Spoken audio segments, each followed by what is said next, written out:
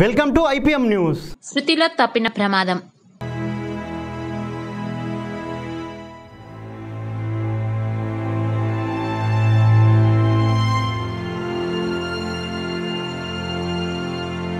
శ్రీకాకుళం జిల్లా ఇచ్చాపురం మండలం లొద్దపుట్టి గ్రామం విష్ణు దేవాలయానికి ఆనుకుని ఉన్న కొబ్బరి చెట్టుపై పిడుగుపడింది. గ్రామంలో ఉన్న స్థానికులు అంతా భయభ్రాంతులకు గురయ్యారు. ఏం జరిగింది అని ఒక్కసారిగా చూడగా పిడుగు కొబ్బరి చెట్టుపై పడింది అని తెలుసుకున్నారు. కొన్ని ఇళ్లకు బీటలు కూడా ఏర్పడ్డాయి అని అక్కడ స్థానికులు చెప్పుకొచ్చారు.